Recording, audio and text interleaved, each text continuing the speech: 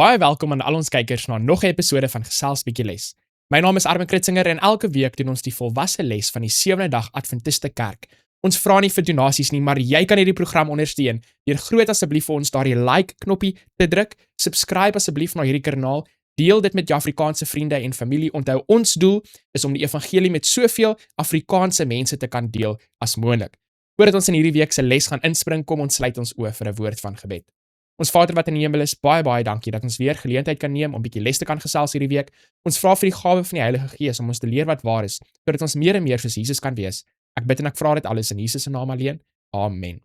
Onthou, ons is in die 3de kwartaal van 2026 en ons is besig met 13 lesse oor 1 en 2 Korintiërs. Ons is hierdie week by les nommer 6 en die titel is Gawes van die Gees. Nou ek weet nie van julle nie, miskien het julle 'n bietjie van 'n ander ondervinding, maar dis nie eintlik baie wat ek hoor wat hieroor gepraat word nie. Meer dikwels hoor ek hoe mense praat oor die vrugte van die Gees, maar die gawes van die Gees is amper asof dit so 'n bietjie eenkant toe geskei word. Miskien het julle 'n ander ondervinding as ek. Nou ons geheeteks hierdie week is 1 Korintiërs hoofstuk 14 vers 1. Die Bybel sê vir ons: "Julle moet die liefde nastreef. Lê julle toe op die gawes van die Gees, maar veral daarop om te profeteer." So 'n bietjie later in hierdie week se les gaan ons weer terugkom na daardie vers. En hierso op Sabbatmiddag in die inleiding sê dit vir ons dat die liggaam, dit sê hierso vir ons die lyf. Die liggaam bestaan uit liggaamsdele. Daar's 'n hand en 'n voet en 'n tand en 'n mond en 'n oor en 'n neus. En elke deel van die liggaam het 'n ander rol. En liewe kyker by die huis, sonder om julle tyd te mors, sonder om my tyd te mors, dit is een van die hoofgedagtes wat ons gaan sien in hierdie week, les nommer 6 se les. Ons gaan sien dat elke deel van die liggaam het 'n spesifieke rol of 'n spesifieke gawe wat die Here vir daardie deel van die liggaam gegee het, en dan soos wat daardie liggaamsdeel getrou sy werkie uitvoer, so gaan dit die liggaam help om in eenheid saam te kan beweeg en dan ook tot diens te wees van die kerk, van die Here se werk. En so die kerk is soos 'n liggaam en ons almal wat die lede of lidmate van die kerk is soos verskillende dele van die liggaam. Nou die les sê hierso vir ons, van dese week hierdie week kyk ons na hoofstukke 12 tot 14, waar Paulus se eerste sendbrief aan die Korintiërs, waarin die leer oor gawes van die Gees uiteengesit word. So al word dit baie keer miskien so 'n bietjie eenkant toe geskuif, hierdie week gaan ons dit nie eenkant toe skuif nie. Ons gaan mooi daarop fokus en kyk, wat is hierdie storie nou regtig oor die gawes van die Gees? So hierdie is eintlik 'n onderafdeling van 'n effens groter gedeelte, wat eintlik maar gaan oor orde in die kerk. En eenheid in die kerk natuurlik, soos wat ons nou in die laaste paar lesse gesien het hierdie kwartaal, dat daar was bietjie onmin in die kerke gewees, daar so kliksgroepies wat gevorm het, en so hierdie onderwerp van eenheid raak ook aan die gawes van die Gees, omdat wanneer ons hierdie verskillende gawes het, soos die liggaam verskillende dele het, moet die liggaam maar saamwerk. Jy kan nie die een voet of die een been wil hê wat hierdie kant toe wil gaan, dan 'n ander been, 'n ander voet wat weer ander kant toe moet gaan nie. Dit sal mos nou chaos wees. So Paulus dink steeds aan die partydigheidsprobleem wat hy in die eerste 4 hoofstukke van 1 Korintiërs aangespreek het. Daar het ons gesien dat eengesindheid in Christus die antwoord op die gebrek aan eensstemmigheid is. Maak Jesus die fokus. Maak die woord van God, die waarheid, die fokus. Nou bou Paulus daarop voort, sy sienings betreffende die rol van die gawes van die Gees gaan hy vir ons uiteensit, en volgens hom is eenheid in Christus en die Gees die enigste manier om skeurings in die kerk te voorkom. En ek stem 100% daarmee saam. As ons regtig Jesus in ons lewens het, as ons regtig 'n totale oorgawe van ons lewens aan Jesus gemaak het, dan gaan dit baie, as dit nie al die probleme in die kerk gaan oplos nie. Nou Sondag se titel daarso is 'n verskeidenheid gawes. So Paulus begin met 'n nuwe onderwerp in 1 Korintiërs hoofstuk 12 vers 1, deur die volgende sinsnede te gebruik wat die gawes van die Gees betref. En dan vir al die slim mense, julle kan daarso gaan lees, dan gaan hulle praat weer oor die Grieks dit en die Grieks dat en moet dit wees, moet dit dat wees, maar vir ons normale eenvoudige mense, as ons net kyk daarso na 1 Korintiërs hoofstuk 12 vers 4, dan sien ons dat Paulus praat duidelik oor die gawes van die Gees. So hy sê, wat die gawes van die Gees betref, my liewe broers, wil ek nie hê dat julle onkundig moet wees nie. So natuurlik sien Paulus hierdie as 'n belangrike onderwerp, ietsie wat vandag miskien mense bietjie eenkant toe skuif en hulle dink is ietsie wat nie so belangrik is nie. Miskien omdat hulle nie regtig dit verstaan nie, of miskien dat hulle dit nie regtig in aksie sien nie. Maar Paulus sê vir ons, hy wil nie hê ons moet onkundig wees oor hierdie onderwerp nie. Dis 'n belangrike onderwerp. Hy wil hê ons moet dit verstaan. So, liewe kyker by die huis, as ons klaar is met hierdie week se les, hopelik het ek en jy 'n baie beter begrip van die gawes van die Gees, wat die doel daarvan is, hoe ons dit in ons lewens en in die kerk sal kan raak sien, sodat hierdie week se les regtig nou vir ons 'n les was wat bietjie ietsie bygedra het tot ons lewens, ietsie prakties wat nou regtig 'n verskil gemaak het. Ons is hierso vir eenvoudige Bybelwaarheid, nie om intellektuele akademiese praatjies net vir vermaak te gee nie. So Jesus en Paulus lê albei klem op geloof in God as 'n gawe van die Heilige Gees en dit is basies soos die heel eerste gawe is geloof. So enige persoon wat 'n totale oorgawe van hulle lewe maak aan die Here, hy kry daai gawe van geloof. Nou onthou, al gee die Here dit vir jou as 'n gawe, geloof, op die einde van die dag is dit nog jou verantwoordelikheid en my verantwoordelikheid om daardie geloof te beoefen of uit te oefen. Die Here gaan ons nooit forceer om ietsie te doen of om ietsie te glo nie. Hy gee vir ons die geloof, maar dan moet ons die keuse maak, die vrywillige keuse, uit liefde uit moet ons daai keuse maak om daardie geloof te gebruik, om dit te beoefen, om dit te laat groei ook. So kom ons kyk na 1 Korintiërs hoofstuk 12 vers 1 tot 6. Wat word in hierdie skrifgedeelte beklemtoon? So kom ons lees daai 6 versies, dan kom ons terug na die vraag toe en kyk ons of dit kan beantwoord. En wat die geestelike gawes betref, broeders, wil ek nie hê dat julle onkundig moet wees nie. Julle weet dat julle heidene was, weggevoer na die stomme afgode, net soos julle ook al gelei is. Daarom maak ek julle bekend dat niemand wat deur die Gees van God spreek, Jesus 'n vervloeking noem nie. En niemand kan sê dat Jesus die Here is nie, behalwe deur die Heilige Gees. Daar is wel verskeidenheid van genadegawes, maar dit is dieselfde Gees. So ons kan sien daarso in vers 3, dit sê vir ons, dit is die gawe van geloof wat die Here vir ons gee, wat ons in staat stel om Jesus te sien vir wie hy regtig is. Geestelike dinge word geestelik onderskei. Ek ken hom eintlik net die Engels, spiritual things are spiritually discerned. So as ons die Heilige Gees se gawe van geloof en dan kan ons sien wie Jesus regtig is in ons lewe. En dan sê dit daarso vir ons, daar's verskillende gawes, maar dieselfde Gees. So ons kan sien hierdie gedeelte van eenheid kruip hierso in, want daar's verskillende gawes, maar dit kom van dieselfde Gees. Daar's 'n verskeidenheid van bedieninge en tog is dit dieselfde Here. En daar is verskeidenheid van werkinge en tog is dit dieselfde God wat alles in almal werk. Maar dan as ons terugspring daarso na die vraag toe, wat word in hierdie skrifgedeeltes beklemtoon? Ek sal sê wat definitief beklemtoon hierso word, die eenheid gedeelte, wat die les 'n bietjie later meer oor gaan gesels, maar definitief dat al hierdie gawes kom van die Here, dit kom van die Heilige Gees, en hy gee dit basies soos wat hy goed dink. Partykeer dan dink ons, ek moet hierdie gawe hê, of ek moet daardie gawe hê, en ons vergeet partykeer, dit is soos die Here dit goed dink, soos wat hy die gawes aan ons gee. So die herhaalde gebruik van die woord verskeidenheid beklemtoon die veelvuldigheid van gawes. Daar's 'n hele paar van hulle. En dit was Paulus in 1 Korintiërs hoofstuk 12 vers 1 gawes van die Gees noem. Dit word verder in verse 4 tot 6 ontwikkel.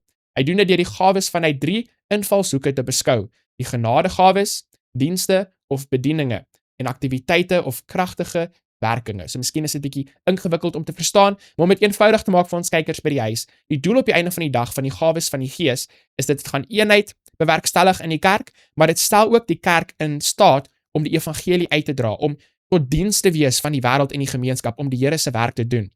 Dis nie vir ons eie glorie of vir ons eie eer nie. Nee, die Here gee vir ons daardie gawes van die Gees tot eer van sy naam, sodat sy werk meer effektief uitgedra kan word.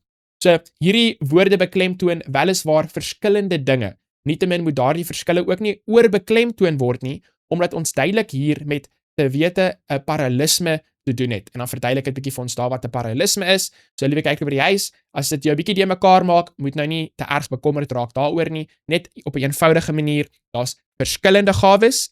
Die Here gee dit vir ons soos wat hy goed dink, en die doel van daardie gawes is om ons in staat te stel om die Here se werk te doen as die kerk. So dan vra dit daarso vir ons aan die einde van Sondag, let weer eens op die klem wat Paulus op eensgesindheid lê. Waarom is dit so belangrik in die kerk en in die gemeente? As ons terugkyk na Sabbatmiddag waar ons begin het met die liggaamsdele en die verskillende dele van die liggaam en hoe hulle moet saamwerk, dink ek dit is die mooiste illustrasie om hierdie vraag regtig te beantwoord. Waarom is eensgesindheid so belangrik? Want soos wat ons gesê het, die een been kan nie een kant toe verloop en die ander been in 'n ander rigting nie. Nee, die liggaam moet saamwerk en dan help dit die liggaam om effektief te wees in die missie wat daardie liggaam wil uitdra. So ons as 'n kerk ook, daar moet eenheid wees en baie keer dan praat hulle oor eenheid in missie. Maar ons kan net eenheid in missie hê as daar eenheid is in die boodskap wat ons wil uitdra in ons missie. En ongelukkig, ek skaam om dit te sê, maar ongelukkig baie keer onder ons as Christene selfs in ons eie kerk, is daar nie regtig eenheid oor die boodskap, oor die evangelie boodskap wat ons moet uitdra nie. En dit veroorsaak mense om verskriklik te mekaar te wees en net baie onnodige probleme. Nou Maandag se titel is Eenheid deur diversiteit. En ek is seker, julle het daardie frase seker al 1000 keer gehoor. Nou ek dink, soos wat ek gaan beklemtoon hierso op Maandag, dat in plaas daarvan om baie klem op diversiteit te lê, soos wat mense baie keer ongelukkig doen, dink ek ons moet liewers die klem lê op die eenheid, oor hoe ons saam kan werk om die Here te doen, in plaas daarvan om te fokus op ons verskille, of om te dink dat hierdie dingetjie wat ek het, wat anders is as daardie dingetjie wat jy het, maak my beter as jou, of ietsie soos dit is alles net onnodig. En ons het nie tyd om te mors nie, ons het nie tyd vir speletjies nie, daar's 'n boodskap wat uitgedra moet word aan die wêreld, sodat Jesus kan terugkom. Die eenheidsgeoriënteerde taalgebruik, wat ons in die eerste keer in 1 Korintiërs 12:4-6 teëgekom het, te wete dieselfde Gees, dieselfde Here, dieselfde God, word in die res van hoofstuk 12 verder ontwikkel. So een en dieselfde Gees, een liggaam, net soos die liggaam een is, een Gees, so ons kan sien dat daardie woorde word oor en oor gebruik in hierdie hoofstukke waarna ons kyk hierdie week. So saam met hierdie eenheidsbegrip beklemtoon Paulus ook die diversiteit van die lede wat deel van die liggaam van Christus is. So wat maak ons anders? Ons kultuur en ons taal en ons velkleur en jou haarkleur en jou oogkleur en miskien jou gunsteling kos en jou gunsteling kleur, jou persoonlikheid. Al daardie dinge maak ons bietjie anders. En soos wat ek gesê het, ek dink net regtig ons moet nie baie klem lê op die dinge wat ons anders maak nie, maar miskien bietjie meer klem lê op die dinge wat ons in gemeen het en hoe ons saam kan werk ten spyte van die dinge waar ons anders is. Nou natuurlik, daar's baie dinge waar ons anders is wat heeltemal reg en oukei is, maar dan is daar sekere ander dinge in ons lewe wat ons bietjie moet verander om dit in lyn te bring met wat die Bybel sê. Dit beteken nie dat alles wat ons anders maak is net heel reg en ons geen probleem met enige van sulke goed nie. Nee, baie keer in ons eie kultuur, dit maak nie saak wat se jou kultuur jy het nie, is daar dingetjies wat ons maar moet verander om meer in lyn te bring met die Bybel en die woord van die Here. En op die einde van die dag wil ons hierdie eenheid hê ten spyte van die diversiteit wat ons het. Nou weet baie keer as jy kampvergadering toe gaan of as jy kyk na die wêreldkonferensie sitting, dan sien jy al hierdie 7de dag adventiste mense van soveel verskillende lande. En dan maak dit jou baie gelukkig om te kan sien hoe hierdie mense kan saamkom as gevolg van een Jesus en een waarheid. En miskien gee dit baie mense so klein voorsmaakie van hoe dit in die hemel gaan wees met mense met soveel diversiteit. Solank as wat daai diversiteit nie teenstrydig is met die woord van die Here nie. So hierdie eenheid te midde van diversiteit weerspieël die karakter van God. Want ons het die Vader, ons het die Seun, ons het die Heilige Gees, en ons weet die Vader en die Seun en die Heilige Gees is nie dieselfde persoon nie, elkeen is hulle eie persoon, maar hulle is een in hulle werk, in hulle doel en in hulle missie. Hoe weet ons dit? Want in die boek van Johannes het Jesus gebid tot die Vader en hy het gebid vir sy disippels, vir die mense wat hom volg, en hy het gesê, Vader, dat hulle een kan wees soos wat ons een is. Dit beteken nie dat al 12 disippels of 70 disippels of hoeveel daar ook al nou was, een persoon sou geword het nie. Nee, hulle was nog steeds elkeen hulle eie individuele persoon, maar hulle moes een gewees het in hulle missie, in hulle werk. Dieselfde met ek en my vrou. Die Bybel sê die man en die vrou sal een vlees word. Nou ek en my vrou is nog steeds twee persone met ons eie persoonlikhede, maar ons is een in ons doel, in ons werk, hoe ons kinders grootmaak, hoe ons huis bestuur. Dit is daardie eenheid wat hiervan gepraat word. En dis dieselfde tipe eenheid wat ons moet sien in ons kerke. So kom ons lees 1 Korintiërs hoofstuk 12 vers 12 tot 31. So dis sommer 'n hele paar versies daarso. En waarom is hierdie beeld van 'n enkele liggaam wat uit baie dele bestaan so gepas vir die kerk en al haar lidmate? Nou ek weet ons het al 'n hele paar keer in hierdie lesse vergesels oor hierdie liggaam en die lidmaatdele en die eenheid, maar ons gaan weer kyk na hierdie verse want ek dink dit verduidelik dit so op so 'n mooi en unieke manier. So 12 tot 13, want net soos die liggaam een is en baie lede het, en al die lede van die een liggaam, al is hulle baie, een liggaam is, so ook Christus. Want ons almal ook deur een gees gedoop tot een liggaam, of ons Jode of Grieke is, slawe of vrymanne, en ons is almal van een gees deurdrange. Dan in vers 14 en 15, want ook die liggaam is nie een lid nie, maar baie. As die voet sou sê, omdat ek nie die hand is nie, behoort ek nie aan die liggaam nie, behoort hy daarom nie aan die liggaam nie? En as die oor sou sê, omdat ek nie die oog is nie, behoort ek nie aan die liggaam nie, behoort hy daarom nie aan die liggaam nie? As die hele liggaam oog was, waar sou die gehoor wees? As dit geheel en al gehoor was, waar sou die reuk wees? Maar nou het God elkeen van die lede in die liggaam gestel, soos hy gewil het. As almal een lid was, waar sou die liggaam wees? Maar nou is daar wel baie lede, maar net een liggaam. En die oog kan nie vir die hand sê, ek het jou nie nodig nie, of die hoof vir die voete, ek het julle nie nodig nie. Maar veel eerder is die lede van die liggaam noodsaaklik wat die swakste lyk, en die lede van die liggaam wat vir ons minder eerbaar lyk, beklee ons met oorvloediger eer, en so het ons sierlike lede oorvloediger sierlikheid, terwyl ons sierlike lede dit nie nodig het nie. Maar God het die liggaam saamgestel en aan die misdeelde lid oorvloediger eer gegee, sodat daar geen verdeeldheid in die liggaam mag wees nie, maar dat die lede gelyke sorg vir mekaar mag dra. En as een lid ly, ly al die lede saam, en as een lid geëer word, is al die lede saam bly. maar julle is die liggaam van Christus en lede afsonderlik. En God het sommige in die gemeente gestel, in die eerste plek apostels, in tweede profete, in derde leraars, daarna kragte, daarna genadegawes van gesondmaking, helpers, regeringe, allerhande tale. Almal is tog nie apostels nie, almal is tog nie profete nie, almal is tog nie leraars nie, almal is tog nie kragte nie. Het almal genadegawes van gesondmaking, spreek almal in tale, kan almal dit uitlê, maar beywer julle met die oog op die beste gawes, en ek wys julle 'n nog uitnemender weg. So daar's so baie mooi gedagtes in hierdie verse wat ons nou net gelees het. Ek hou van daai gedeelte wat sê, weet, as 'n een lidmaat van die liggaam hartseer is, dan lei hulle almal saam. As een deel geëer word, dan is hulle almal saam bly. En ek dink dit moet ook so in ons kerke wees. Jy weet, toe ek hospitaal toe gegaan het as gevolg van 'n seer voet, is dit nie net my voet wat hospitaal toe gegaan het nie, dis my hele liggaam wat gegaan het. So ek dink in 'n kerk wat ons regtig lief is vir mekaar en met omgee vir mekaar, as daar 'n gesin of 'n persoon in ons kerke is wat sukkel, wat deur 'n moeilike tyd gaan, dan gee ons om en ons is saam met hulle hartseer. En as iemand van wie bly is oor ietsie wat gebeur het, dan moet ons nou saam met hulle bly wees. Ons het ook in hierdie verse gesien waar dit duidelik weer eens vir ons sê dat die Here gee die gawes soos wat hy wil. So dis nie volgens ons wil wat ons wil hê, wat ander mense vir ons wil hê nie, maar dis soos wat die Here vir ons wil hê. En dan praat hy ook oor, jy weet, die liggaam, die voete het die hoof nodig en die oog het die ore nodig. Ons almal het mekaar nodig. Nou die les sê hierso vir ons op Maandag, jy weet, dat almal van hulle is half en half. Die idee wat ek kry van die les is dat almal is ewe belangrik. Nou ek weet nie noodwendig of dit waar is nie. Ek dink baie keer is ons bang om te sê dat party gawes is miskien belangriker as ander, want dan klink dit amper asof ons sê party mense is meer werd as ander mense, maar dit is glad nie wat dit beteken nie. As een liggaamsdeel nou belangriker is, byvoorbeeld dit gaan vir my makliker wees om te oorleef sonder 'n voet as wat dit vir my gaan wees om te oorleef sonder 'n brein, byvoorbeeld. Nou ek sê nie noodwendig dat een gawe is meer werd as 'n ander gawe nie, maar dit sal my nie verras as dit so is nie, net omdat daar verskillende doel is. En so die een se doel is miskien net 'n bietjie belangriker as die ander een. En so die Here gee vir ons gawes soos wat hy goed dink, en dit beteken net op die einde van die dag 'n hoofgedagte as alles wat ons nou net gesê het, julle bietjie die mekaar maak. Hoofgedagte wat ons kan wegvat hierso is, al die gawes is belangrik. Dit is die belangrike les. Al die gawes is belangrik. Is hulle ewe belangrik? Ek weet nie. Miskien is hulle nie, maar dit maak nie saak nie. Wat saak maak is dat hulle almal is belangrik. Hulle almal is noodsaaklik. Hulle almal is daar vir 'n rede. So as jy 'n gawe het of as jy 'n rol het of 'n verantwoordelikheid het in die kerk, moet nooit dink dat dit is onbelangrik nie. Dit maak nie saak hoe klein dit is nie. Jy mag miskien voel dat dit is minder belangrik as 'n ander persoon se rol of 'n ander persoon se gawe, maar dit beteken nie dat jou rol is nie noodsaaklik nie. Elke liewe gawe, elke liewe lidmaat van die liggaam is daar vir 'n rede. Al het ek gesê dis bietjie makliker vir my om sonder 'n voet klaar te kom as sonder 'n brein, het die Here my nog steeds gemaak met 'n voet. Die voet is nog steeds daar vir 'n doel, want hy weet dit is die beste manier hoe die liggaam funksioneer is met 2 voete, nie net met 1 voet nie. So onthou, elke gawe is belangrik. Al is hulle nie noodwendig ewe belangrik nie, almal van hulle is noodsaaklik, hulle is daar vir 'n rede.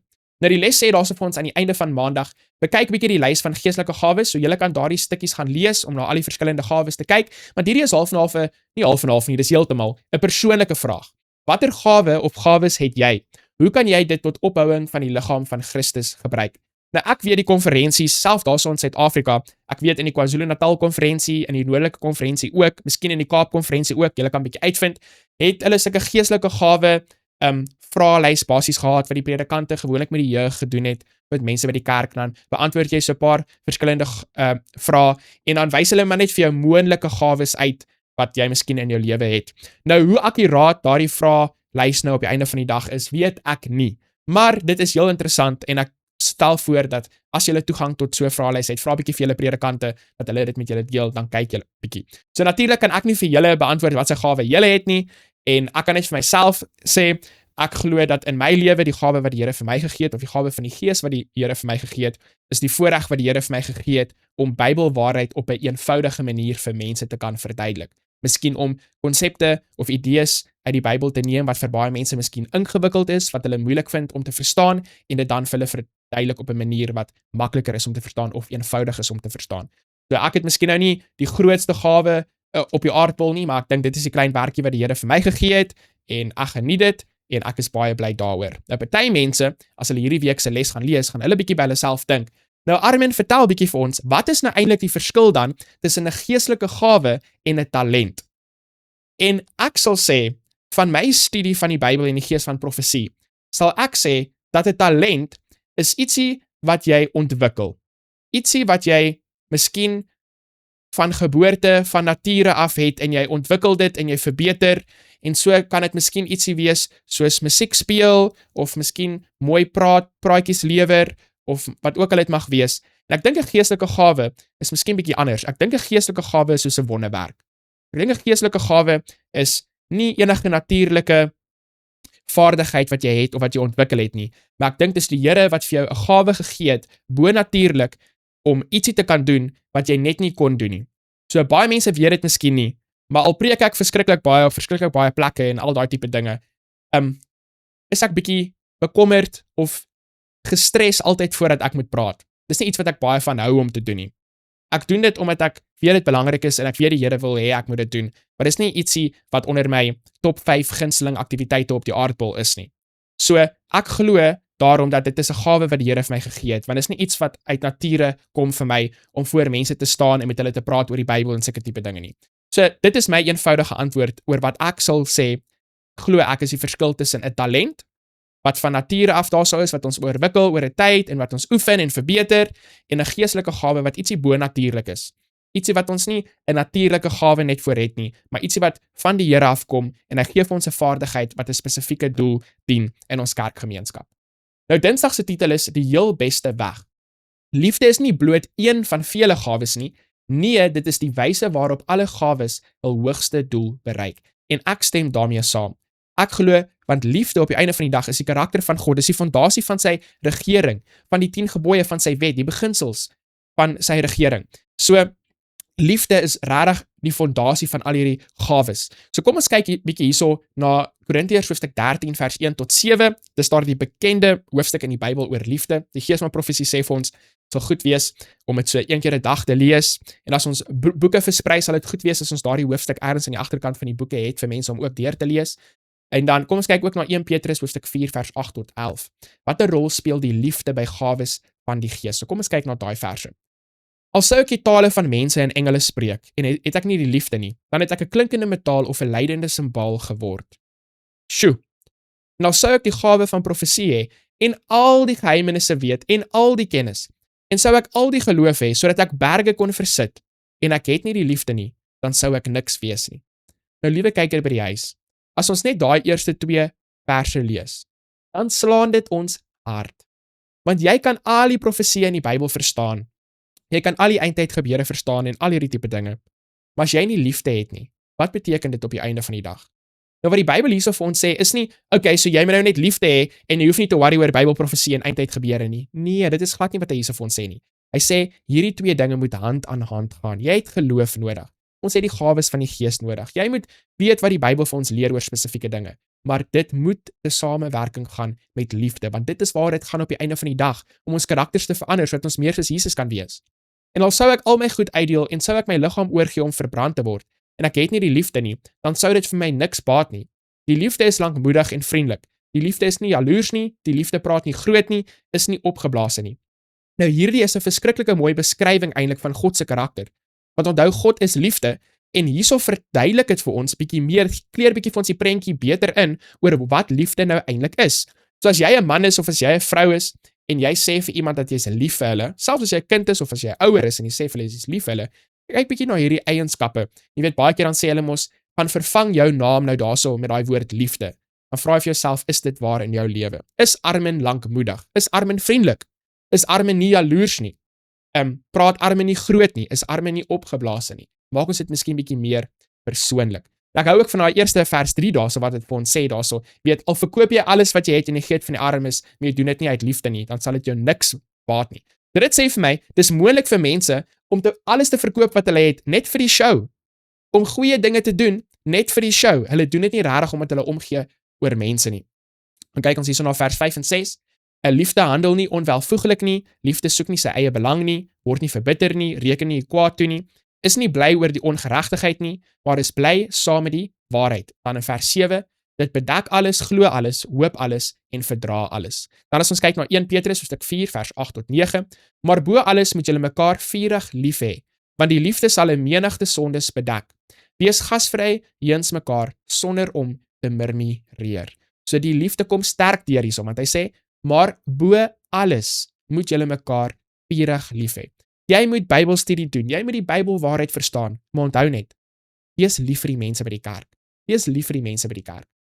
Ek het juist vandag gelees, was besig om een van die Gees van Profesie boeke te lees oor hoe Jesus te werk gegaan het met die mense.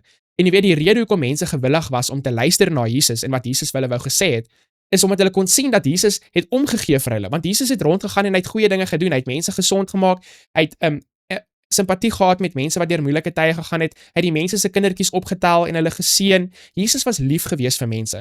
En omdat mense daardie liefde in sy oë, in sy woorde, in sy dade kon sien, het dit die deure van hulle harte oopgesluit om gewillig te wees om te luister na wat hy vir hulle wil sê. Maar as ek en jy nie lief is vir die mense in ons gemeenskap nie, hoekom sal hulle nou na ons wil luister? Hoekom sal hulle wil luister na die evangelie wat ons het? Hulle wil ons nie soos ons wees as hulle kan sien dat ons is nare knors mense wat nie eers vriendelik is en oor ander mense omgee nie, lief is vir ander mense nie. Die les sê hierso vir ons, gevolglik noem Paulus dat liefde lankmoedig, vriendelik is, dit noem al hierdie dinge, let ook op die dinge wat dit nie is nie. So, die basiese gedagte uit hierdie paragraaf is, daar's aan 1 Korintiërs hoofstuk 13, sê dit vir ons wat liefde is, maar dit sê ook vir ons wat dit nie is nie. Dit sê dit is hierdie 15 sinsnedes, deur die apostel ons stewige riglyne, sodat ons op 'n gepaste wyse die gawes van die Gees kan uitleef. Dit is die belangrike ding, om die gawes van die Gees te kan uitleef. Nou gaan 'n bietjie daar gesels in so 'n minuut of 2, so 'n byt vas. So opmerklik is die plasing van hierdie bespreking oor die aard en wese van ware liefde is mooi geplaas waar tussen Korintiërs hoofstuk 12 en 14 waarin ons kyk hierdie week oor die gawes. Die 2 hoofstukke waarin Paulus meningsverskille rakende in die gawes van die Gees hanteer. Die liefde is inderdaad die geheim tot die wyse aanwending van daardie gawes. Liefde, geloof en hoop word boonop naas mekaar gestel, maar die grootste hiervan is liefde. So hoekom is liefde die grootste? Want liefde is die karakter van God. Ietsie wat nooit sal verander nie, ietsie wat nooit sal wegval nie. Nou hierdie is 'n mooi vraag wat ons het hierso aan die einde van Dinsdag. Waarom is liefde die spulspunt waarom ons geloof draai? Wat dink jy is die beste manier om God se liefde persoonlik en as 'n werklikheid te beleef? Nie maar om dit bidend aan ons medemens te weerkaats nie. So die geheim hierso basies is hoe ons liefde aan ander mense gaan openbaar is, dat ons met 'n totale oorgawe van ons lewe aan die Here maak. As ons nie 'n totale oorgawe van ons lewe aan die Here maak nie, dan gaan ons nie daai liefde van die Here binne in ons harte hê om te kan weerkaats aan die mense in ons gemeenskap nie. Jy gaan net nie lief wees vir die mense in jou gemeenskap nie. Daardie kwaai oomie wat daar af in die straat bly, jy gaan net nie lief wees vir hom nie. Jy gaan miskien maak asof jy omgee oor hom, maak asof jy lief is vir hom, maar sonder die Here in ons lewe kan ons nooit ware liefde vir mense kan hê nie. Nou, party mense wonder, hoekom sien hulle nie die gawes van die Gees, aktief in die kerk, rond, mense wat genesing doen, en mense wat praat in tale, en al hierdie verskillende dinge. Baie mense wonder hieroor. Nou, hier is my eenvoudige antwoord. Ek dink, dat die gawes van die Gees, gee die Here aan die lede van die kerk, maar dit word geaktiveer, wanneer die Heilige Gees, nou eintlik in ons lewens is. Die hartseer waarheid is, dat baie van ons, het gawes gekry van die Heilige Gees, maar dit is nog nie aangesluit nie. Hoekom nie? Want ons het nog nie regtig 'n totale oorgawe van ons lewe aan die Here gemaak nie. En so die Heilige Gees het nog nie die beheer van ons lewens geneem om daardie gawes van die Gees te aktiveer nie. So daai gawes van die Gees lê daar so slapend in jou lewe. Dit lê in wag. Wag vir wat? Dit lê in wag vir daardie dag wat jy 'n totale oorgawe van jou lewe aan die Here gaan maak. En dan is dit soos 'n aansluitknoppie waar die Heilige Gees gaan inkom. Dit is soos elektrisiteit wat kom en 'n masjien aansit wat gaan begin om te werk. En ek glo dit is regtig die een dingetjie wat ons mis. Dit is dat ons maak nie regtig 'n totale oorgawe van ons lewe aan die Here nie. En ek bedoel as ons kyk na Pinkstersdag en wat daarso gebeur het, waar hulle in die kamer bymekaar gekom het en verskille was eenkant gesit, 'n totale oorgawe van hulle lewe was gemaak aan die Here en dit is regtig wanneer daai gawes so aktief in hulle lewe gesien was en wat daarso gebeur het. Dan as ons kyk hierson na Woensdag, die spreek van tale as 'n gawe. Nou liewe kyker by die huis, ek is seker dat julle is wel bewus dat in die wêreld waarin ons woon, hierdie aardbol, glo baie, as dit nie meeste van die Christenkerke, glo dat wanneer jy gevul is met die Heilige Gees, of wanneer jy gedoop is met die Heilige Gees, dan sal jy in tale spreek. En wat hulle gewoonlik bedoel hierso, is hierdie onverstaanbare basiese tale, soos 'n engele tipe taal, amper soos 'n brabbeltaal. En die les sê hierso vir ons in die eerste paragraaf hierso van Woensdag, as ons kyk na die konteks van hierdie tale in die Bybel, dan lyk dit vir ons waarskynlik, so ek sal hierdie woordjie waarskynlik nou maar net basies vervang het met 100%, dat hierdie is die vermoë om 'n ander land of volk se taal te kan spreek. Nou ek dink daar's 'n paar mense wat bietjie de mekaar gaan wees as hulle hierdie week se les lees, want die les, onthou wat nou oorspronklik in Engels geskryf is, wat nou vertaal is vir julle in Afrikaans, gebruik hierso die frase 'n vreemde taal. Nou hierdie vreemde taal word eintlik nou verduidelik hierso mooi in hakkies om daardie misverstand te voorkom, mensetale wat in ander wêrelddele gepraat word.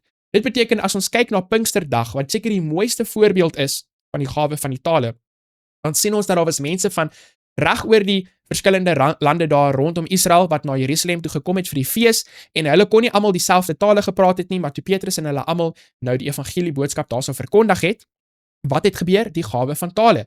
Al daardie mense het die boodskap in hulle eie moederstaal gehoor. Nou dit is nie die enigste keer wat dit gebeur het nie. Selfs in die kerksgeskiedenis buite die Bybel het ek al stories gehoor waar dit gebeur het, waar mense na evangelisasie pogings toe gaan of miskien 'n openbaring lesing seminar toe gaan en dan is dit iemand wat glad nie eers die taal van die spreker verstaan nie, maar hulle sit daar in die gehoor en hulle hoor die hele boodskap in hulle eie taal. As jy miskien so 'n storie ken, lewer asseblief vir ons kommentaar sodat ons ook daardie getuienis, daai mooi storie kan raak lees.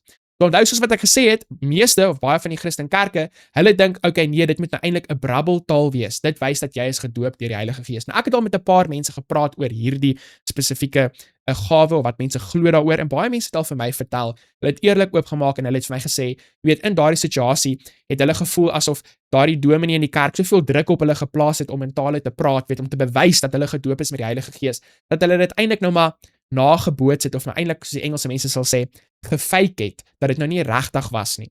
En ek weet van een persoon in Suid-Afrika, en ek gaan nie sy naam noem nie, want party van julle gaan ook miskien weet wie hy is, maar dit is 'n ware verhaal uit Suid-Afrika uit. Hy het Johannes 3 vers 16 gememoriseer in Grieks. En dan het hy na van hierdie kerke toe gegaan, wat so geglo het in hierdie brabbeltale, en dan as hulle so begin praat het in hierdie brabbeltale, dan het hy opgestaan, en dan het hy nou Johannes 3 vers 16 in Grieks gesê. En dan was daar iemand in die kerk gewees, nie altyd nie, maar partykeer, iemand in die kerk wat opgestaan het, wat nou hierdie brabbeltale van die mense geïnterpreteer het. En soos wat hy dan Johannes 3 vers 16 in Grieks gesê het, en niemand in die kerk geweet het wat hy nou eintlik gesê het nie, omdat hulle nou nie Grieks verstaan nie, het iemand opgestaan en het geïnterpreteer, en dit was glad nie eers Johannes 3 vers 16 gewees nie, het was sommer ietsie heeltemal anders gewees. En dan het hulle weer aanbeweeg na 'n ander kerk, en hulle het presies dieselfde ding gedoen, en so elke kerk waar die mense dit geïnterpreteer het hulle elke keer 'n ander interpretasie gegee, en op die einde van die dag was dit maar net Johannes 3 vers 16 gewees. En ek het persoonlik hierdie storie gehoor van die persoon wat dit gedoen het. Nou, miskien mag julle nie saamstem met hierdie metode nie, miskien was dit nie so 'n wyse ding om te doen nie, maar die feit van die saak staan, dat al daardie interpretasies was nie eers korrek gewees nie, het was eintlik net Johannes 3 vers 16 gewees. So vir ons as Sewende Dag Adventiste, ons glo sterk in die gawe van tale, maar ons glo dat die gawe van tale is 'n bo-natuurlike gawe wat die Here vir iemand gee, om in 'n ander volksland tale te kan praat vir die doel om die evangelie te verkondig, of miskien vir iemand wat in die gehoor sit, om daardie evangelie boodskap in hulle eie taal te kan hoor. So dit is my eenvoudige verduideliking in seker 5 minute of minder oor die gawe van tale. En as julle enige vrae het daaroor, onthou, my e-posadres is in die beskrywing van hierdie video op YouTube. Kontak my asseblief enige tyd as julle enige Bybelvrae het. Asseblief, stuur my net 'n boodskap. Ek sal my bes probeer om te antwoord so gou as wat ek moontlik. Ek is baie lief daarvoor om te gesels oor die Bybel. Mense wat my ken, wat my persoonlik ken, hulle weet dit is waar. En ek gaan net so, maak my asseblief gelukkig en stuur vir my 'n Bybelvraag. Asseblief. As julle my wil laat smile, al gaan julle nie die smile sien nie, as julle my wil laat gelukkig maak, stuur my net asseblief 'n Bybelvraagie. Of sê vir my ietsie interessant wat julle onlangs in die Bybel geleer het. Ek geniet dit verskriklik baie om julle kommentaar te lewer, of as julle vir my 'n e-pos stuur. Partykeer dan is ek bietjie stadig om te antwoord, want die e-posse eindig op daarso in die spam folder van my e-pos, maar dan gaan soek ek hulle weer op en ek kry hulle en ek sal weer antwoord op julle e-posse. So moenie vrees nie, stuur asseblief vir my 'n e-pos adres, moenie skaam wees nie. Ek is baie lief vir julle, ek gee om oor julle en ek is baie bly dat julle so getrou ons gesels bietjie lesprogram elke week ondersteun. Julle is amazing. Ek weet nie wat die Afrikaanse woord. Julle is awesome, rowende mense daarson in Suid-Afrika en die van julle wat nie in Suid-Afrika is nie. Julle is net so amazing. So kom ons kyk na 1 Korintiërs hoofstuk 14 vers 5, 13, 26 en 27 en kom ons kyk ook na hoofstuk 12 vers 10 en 30. En onthou, al hierdie gaan nou basies gaan oor die gawe van tale. Dis regtig baie mooi wat hy hierso vir ons gaan sê, jy weet, om die verwarring te voorkom basies. So ek wens dat julle almal in tale spreek, maar nog liewer dat julle profeteer. Want hy wat profeteer is groter as hy wat in tale spreek, of hy moet dit uitlê, sodat die gemeente stigting kan ontvang. So wat beteken dit in eenvoudige kleuterskool Afrikaans? Paulus sê hierso vir ons, weet as mense in tale praat en is 'n brabbeltaal wat niemand kan verstaan nie, wat help dit die mense in die kerk? Want niemand kan dit verstaan nie. Dit help maar net daai persoon wat die taal praat, as hy dit self kan verstaan, en soos wat ek julle in die storie so 'n paar oomblikke terug vertel het, baie keer selfs die persone wat dit interpreteer, dit is nogal 'n moeilike Afrikaanse woord, julle weet wat ek bedoel. Daardie persoon gee 'n valse interpretasie. So, wanneer dit by profesie kom, sê hy, dit help die kerk, die mense leer, die mense groei, en so sê hy, lyk amper asof hy so vir ons sê in vers 5, dat dit lyk asof hy die gawe van profeteer of 'n profesie bietjie hoër sien as die gawe van tale. Soos wat ek vroeër gesê het, nie dat enigiemand van hulle onbelangrik is nie, maar dit lyk tog asof party van hulle miskien bietjie belangriker is. Daarom moet hy wat in taal spreek, bid dat hy dit kan uitlê. Want as hy dit nie kan uitlê nie, wat gaan dit vir jou en vir my help? In vers 26 en 27, hoe staan die saak dan, broeders? Wanneer julle saamkom, en het elkeen van julle 'n psalm of 'n lering of 'n taal of openbaring of 'n uitlegging, laat alles tot stigting geskied. Stigting beteken dat die ander mense in die kerk ook voordeel daaruit kan trek.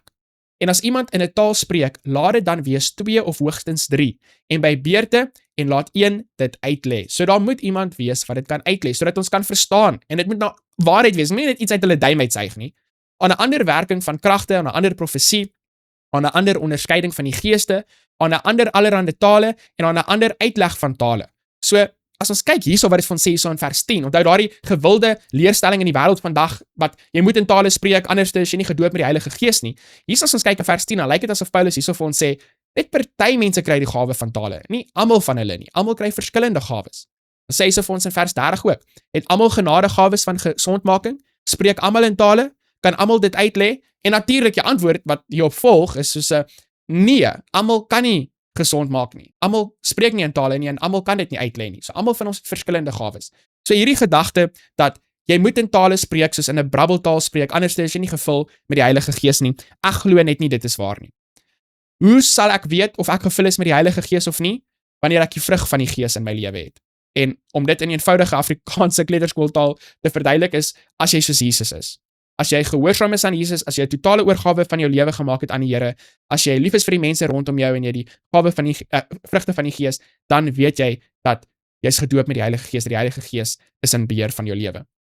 So die vraag aan die einde van Woensdag is, het jou gemeente enige lede wat vreemde tale magtig is? Nou onthou, die vreemde tale wat hiervan gepraat word, wat so 'n bietjie vroeër verduidelik was, is tale wat mense verstaan in verskillende dele van die wêreld, soos Zulu en Xhosa en Afrikaans en Engels en al daardie tale, en hoe kan daardie lede hul taalvermoëns gebruik om ander vir Christus te wen? Hoe kan die antwoord hierop ons help om die ware aard van die tale te verstaan, soos wat Paulus dit bedoel het?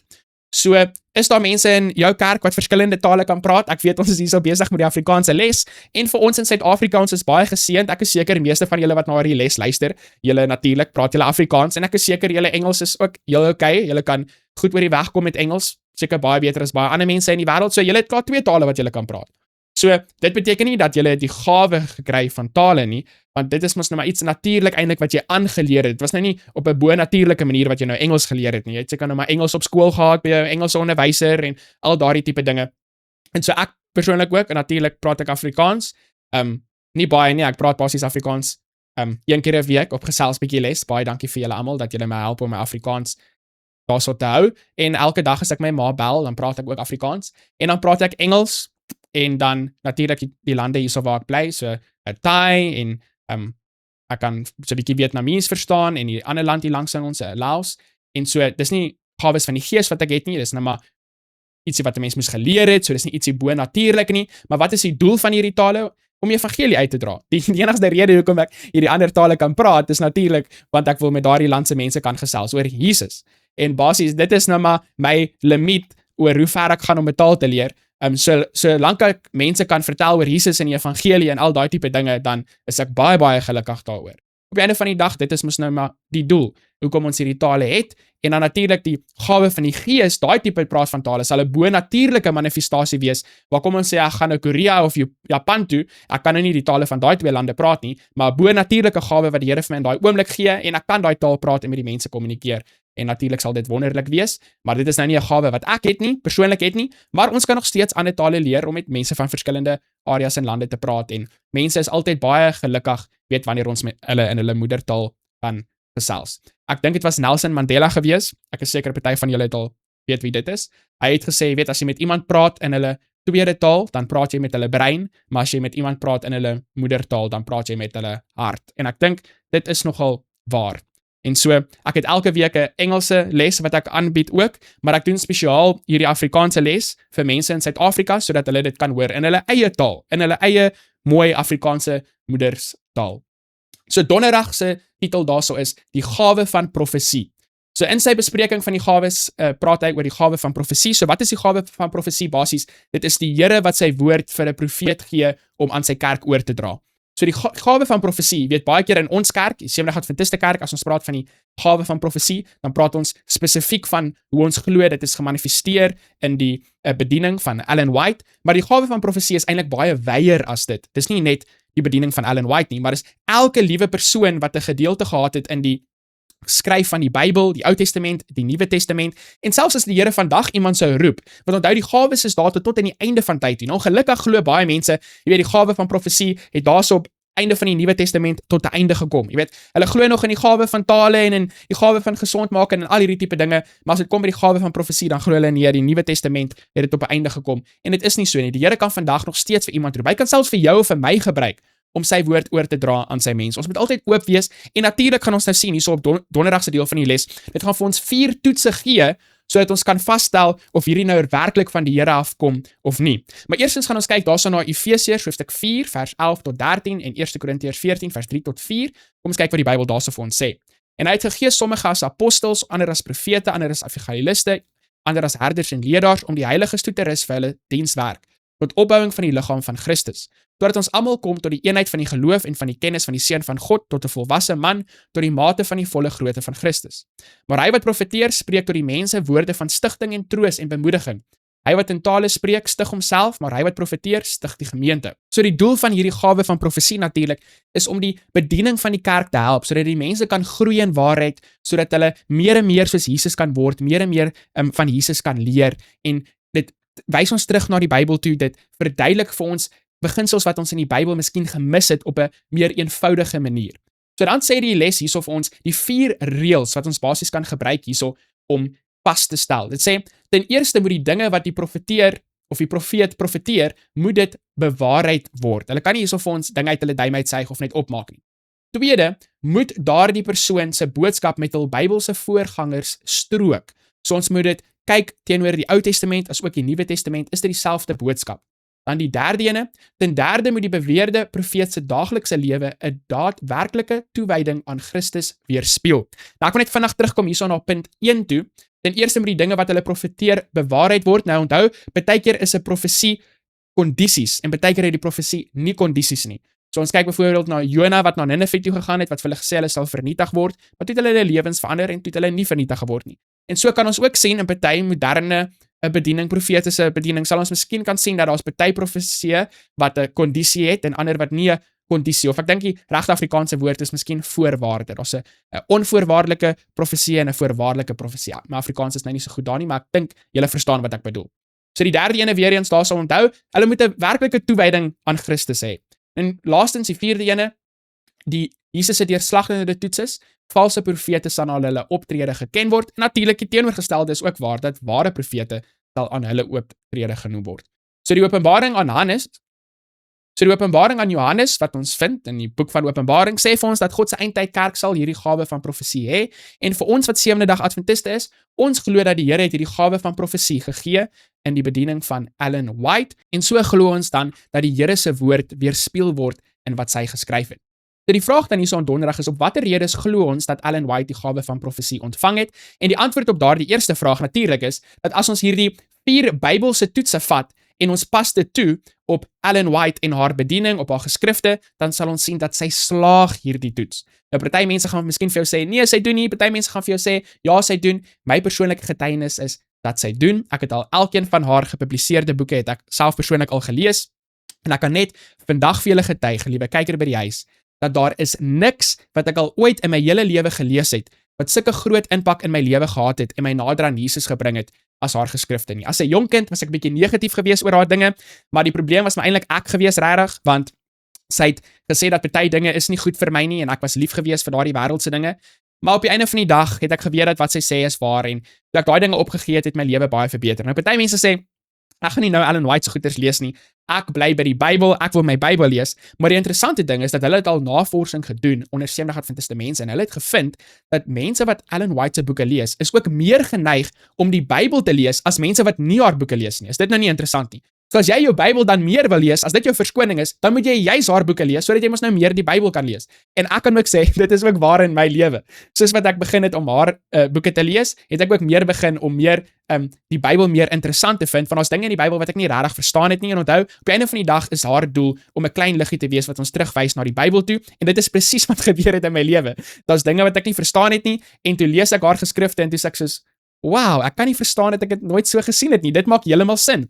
En toe het ek met nuwe oë na die Bybel gekyk, en die Bybel het soos 'n lewende boek vir my geword, en dit was net regtig asemrowend vir my gewees in my lewe as 'n jong mens gewees, en ek is net verskriklik dankbaar vir hierdie, soos wat dit sê, gawe van profesie. So, die tweede vraag daarso is, met watter vraagstukke betreffende haar rol en gesag stoei mense nog? Jy weet, party mense sê, maar julle Adventiste sit daar bo die Bybel of ietsie soos dit. Nee, ons sit daar nie bo die Bybel nie. Kyk, as 'n mens haar bo die Bybel sit, wat dit sal beteken, is dat die Bybel sê een ding, en sy sê 'n ander ding, en ons kies om haar te glo bo die Bybel. Maar nee, ons sit daar nie bo die Bybel nie. Hoekom nie? Want as ons kyk na haar beginsels en die beginsels van die Bybel, sal ons sien dat hulle stem altyd ooreen. So ja, ons glo die Bybel is die woord van God, geïnspireer deur die Heilige Gees, en ons glo dat die geskrifte van Ellen White is geïnspireer deur die Heilige Gees, dit kom van God. Maar ons sal sien dat die beginsels in die Bybel en in die gees van profesie en Ellen White se geskrifte stem ooreen. Hulle stem saam, daar's nie enige teenstrydige gedagtes daarso en dan kies ons Ellen White bo die Bybel of iets soos dit nie. Al 28 van ons leerstellings in die Seventh Adventiste Kerk is gebaseer op die Bybel, op Bybelse teksverse. So, Vrydag se gedeelte het ons dan 'n hele paar mooi interessante gees van profesie gedagtes daarso, mooi gepas om saam met Donderdag te gaan. So ek gaan sommer daai paar paragrawe vir ons lees. Laat gelowiges die sendingveld betree, vertrouend op die Here, en hy sal saam met hulle gaan en mense tot oortuiging en bekering bring. Elke werker het 'n bydrae te lewer. Die een is 'n natuurlike spreker, die ander 'n natuurlike skrywer. 'n derde het die gawe van opregte en vurige gebed, 'n vierde kan sing en 'n vyfde het die unieke vermoë om die woord van God duidelik uiteen te sit. Elk van hierdie gawes word 'n kragtige werktuig in God se hand, omdat hy aktief by die gelowiges se sendingpogings betrokke is. Aan die een skenk God wysheid en die regte woorde, en aan 'n ander kennis en aan 'n derde geloof. Tog werk almal saam onder dieselfde leidsman. Hierdie uiteenlopende gawes lei tot uiteenlopende bedienings, maar dit is dieselfde God wat alles en almal tot stand bring. Laat niemand op die sogenaamde tweede beste gawes neersien nie. Almal moet inspring en werk vir die Here. Niemand moet uit ongeloof handjies gevou sit omdat hy of sy meen dat hulle nie tot groot dinge in staat is nie. Vergeet van die eie ek. Hou jou oë op die leidsman gerig. Doen in alle nederigheid, opregtheid en liefde jou bes. Dit is die mooiste paragraaf in hierdie hele week se les. So as jy alles gemis het waar ons gepraat het hierdie week, lees hierdie paragraaf net 10 keer en jy gaan wegstap van hierdie week se les nommer 6 met 'n baie belangrike les. Dan die volgende paragraaf, ons benodig ander koppe om ons te help met die werk. Die Here werk ook deur ander verstande, nie net ons eie nie. Die onderskeie gawes wat hy aan verskillende mense gegee het, moet tot volmaking van die heiliges, tot die werk van die bediening, tot opbouing van die liggaam van Christus saam ingespan word. Struikelblokke, met die sal ons altyd te kampe hê. Laat ons nietemin ons leidsman volg, terwyl ons elke uitdaging saam en eendragtig aanpak. Dit is so bemoedigend om daardie woorde te lees. Baie, baie dankie Jesus vir die gawe van profesie. Ons het 4 besprekingsvrae hierso. Bepeins 'n bietjie die gawe van profesie. Waarom is profesie meer belangrik as die spraak van tale sonder enige uitleg? Indien nodig kan jy weer 1 Korintiërs hoofstuk 14 lees om jou bietjie daarso te help. So ons het klaarvlugtings daaroor gesels. As jy spreek in tale en daar's geen uitleg nie, dan is daar geen positiewe bydrae tot die res van die gemeente nie.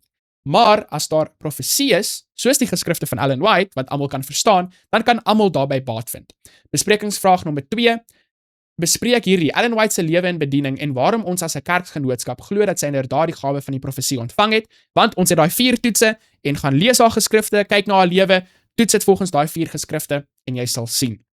Watter groot seëninge het die kerk daardeur te beurt geval? Watter uitdagings staar ons agter ook in die gesig betreffende die regte aanwending van hierdie gawe wat ons as erfenis ontvang het? Wat is die seëninge wat die kerk ontvang het? Verskriklike seëninge wanneer hulle gevolg het wat daar geskrywe is. Maar wanneer hulle nie gevolg wat daar geskrywe is nie, dan het dinge nie so lekker gegaan nie. En weet julle wat? Dit is presies so in ons persoonlike lewens ook. As ons die Here se woord gaan aanneem en gaan toets en gaan proe, gaan ons sien dat dit is goed vir ons en ons gaan gelukkig wees. Maar as ons net die blaadjies gaan omblaai en sê, dis 'n mooi gedagte, en blaai maar net om en om, sonder om dit toe te pas in ons lewens, dan gaan dinge nie so lekker wees nie. So wat is die uitdagings wat ons het? Die uitdagings is natuurlik, mense gaan altyd sê, dat ons plaas hierdie persoon bo die Bybel, of ietsie soos dit, maar dink net daaraan, in die Nuwe Testament tyd het hulle presies dieselfde probleem gehad. As Paulus of Petrus of wie ook al gespreek het, sou die mense natuurlik gesê het, ons het reeds die Ou Testament, en die Ou Testament is genoeg, ons het nie vir julle nodig nie, julle sit Paulus bo 'n Daniel, of julle sit Johannes bo Daniel, wat ook al het mag gewees, dis niks niet onder die son nie. So Satan sal natuurlik altyd die woord van die Here en sy profete aanval. Ons moet dit verwag. Dink aan 3 tot 5 mense wat jou waarlik lief het. My vrou, my kinders, heel moontlik, my ma, my beste vriend. Hoe weet jy dat hulle liefde vir jou opreg is? Nie net wat hulle vir my sê nie, maar ek kan dit sien oor wat hulle vir my doen en hulle aksies. Hulle het regtig my beswil in gedagte. Dis mense wat na my toe kom en vir my aanraai om dinge te doen wat my nader aan die Here gaan bring. Ek voel dat dit is mense wat lief is vir my. Wat sê dit vir jou oor die rede vir die voortdurende verwysings na liefde in Paulus se bespreking van die gawes van die Gees? Dit is net so belangrik. Ek is so dankbaar vir mense in my lewe wat regtig lief is vir my, wat met my praat as ek iets verkeerd gedoen het of foute gemaak het, sodat ek kan terugdraai na die Here toe en weer die Here se hand kan neem en kan opstaan en aangaan met my lewe. Ek is baie dankbaar daarvoor. Onselfsugtige liefde. Dit is wat die wêreld laat draai. Die liefde is weliswaar belangrik. Waarom moet dit egter nie die enigste kriterium wees om te bepaal of iemand die waarheid praat al dan nie, en of ons derhalwe wel ag op hulle boodskap behoort te slaan? Want dit maak nie saak hoe lief my ma vir my is, of my vrou vir my is, of my kinders vir my is, of my beste vriend vir my is nie. Kom ek vertel vir julle 'n geheim. My beste vriend, hy weet nie alles nie. My vrou, ek moet nou versigtig my woorde hierso kies, maar sy weet ook nie alles nie. Ek weet ook nie alles nie. En my ma weet ook nie alles nie. So dit maak nie saak hoe lief my vrou, my ma, my beste vriend vir my is nie. Hulle liefde mag waar wees en opreg wees, maar partykeer is daar dingetjies wat hulle nog nie verstaan nie, en so hulle mag miskien ietsie vir my sê, wat nie noodwendig waar is nie, en dit is nie eers opsetlik nie, dit is net omdat hulle nog nie beter daarvan weet nie. Dit maak nie saak hoe lief iemand vir jou is nie, of met jou ma of jou pa of jou boetie of jou sussie of jou man of jou vrou, jou oom of jou tannie of jou predikant of jou, wie ook al dit is nie, ons op die einde van die dag nog steeds alles toets teenoor die Here se woord. Nou liewe kyker by die huis, as jy alles gemis het waar ons hierdie week gesels het, kom ek probeer dit vir jou opsom in eenvoudige kleuterskool Afrikaans. Die liggaam. Ons elkeen vorm deel van die kerk. Ons is lidmate van die kerk. En as ons, soos die liggaam wil saamwerk, dan moet jy aktief betrokke wees by jou kerk. En natuurlik gaan daar probleme wees by jou kerk, net soos wat die liggaam partykeer siek word. En as die nier 'n bietjie swak is, dan is die hart miskien nie so gelukkig oor nie, want die hart klop nog sterk, maar die nier sukkel so bietjie, maar ons is almal in dieselfde bootjie. Ons is almal in dieselfde span. En die Here het vir ons almal verskillende gawes gegee. En as ons 'n totale oorgawe van ons lewe aan die Here gaan maak, dan gaan die Here daardie gawes in ons lewens aktiveer. En die doel van daardie gawes is dan om ander mense te bedien. Nie om 'n naam vir onsself te maak of op die voorblad van die beeld of die rapport of die huisgenoot of wat ook al te wees nie. Nee, dit gaan nie oor ons nie. Ons wil die Here se werk doen. Ons wil sy naam groot maak. Dit is hoe ons gawes wil gebruik vir hom. Maar die heel belangrikste punt is, liewe kyker by die huis, as jy jou gawe geaktiveerd wil sien, maak vandag 'n totale oorgawe van jou lewe aan hom. Want die gawes word gegee en geaktiveer in die lewens van mense wat vir Jesus lewe. 100% vir Jesus. Kom ons sluit ons oor vir 'n woord van gebed.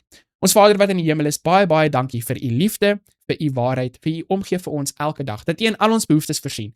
En soos elke week, liewe Heer, bid ek dat u in ons geestelike behoeftes sal voorsien. Doen wat ook al nodig is, sodat ons oë gefestig op u sal bly.